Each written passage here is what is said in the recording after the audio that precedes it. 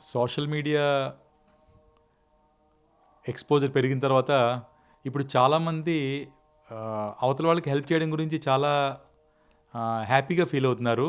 ఈ కాంటెక్స్ట్‌లో కొంతమందికి మాత్రం ఒక చిన్న డౌట్ ఉంది. వాళ్ళు చేసి హెల్ప్ రియల్‌గా ఎవరైతే ఉన్నారో ఆ ఎండ్ యూజర్‌కి వెళ్తుందా లేదా అన్న హెల్ప్ సంబంధించిన కాంట్రిబ్యూషన్ వెళ్తుందా లేదా అని డౌట్‌గా ఉంది. ఈ కాంటెక్స్ట్‌లో నేను ఇన్ 1991 నేను నా చిన్నప్పుడు జరిగిన ఒక చిన్న సంఘటన ఏంటంటే, మామూలుగా లయన్స్ క్లబ్ ఆఫ్ విజయవాడ వాళ్ళు ఎర్లీ మార్నింగ్ 4:00కి వాళ్ళు ఎవరైతే నీడీ పీపుల్ ఉన్నారో, ఎవరైతే చలికి బాధపడుతున్నారో వాళ్ళకి బ్లాంకెట్స్ డిస్ట్రిబ్యూట్ చేద్దామని వాళ్ళని ఏదో ఒక ఫంక్షన్కి పిలవకుండా ఎర్లీ మార్నింగ్ 4:00కి నేను ఒకసారి స్టేషన్కి వెళ్తుంటే చూస్తే వాళ్ళు ఆ కార్స్లో వాళ్ళు తెచ్చిన బ్లాంకెట్స్ని ఎవరైతే కనుక కొన్ని ప్లేసెస్లో, కొన్ని ఐడెంటికల్ ప్లేసెస్లో లైక్ బస్ కాంప్లెక్స్, బస్ స్టాండ్లో కానీ, లేకపోతే కనుక నియర్ రైల్వే స్టేషన్ కానీ ఎవరైతే కనుక రోడ్ మీద ఫుట్పాత్ మీద రియల్గా పడుకున్నారో వాళ్ళ మీద, వాళ్ళకి తెలియకుండానే వాళ్ళ మీద ఆ బ్లాంకెట్ తోటి కవర్ చేసి వాళ్ళు వెళ్ళిపోయారు. దీని మూలంగా వాళ్ళు లేచిన తర్వాత వాళ్ళు చూసుకుంటే ఒక ఆయన చాలా హ్యాపీ ఫీల్ అయ్యాడు. అంటే దీని అర్థం ఏంటంటే, నేను చెప్పేది ఎప్పుడైనా మనం హెల్ప్ చేయాలనుకుంటే కనుక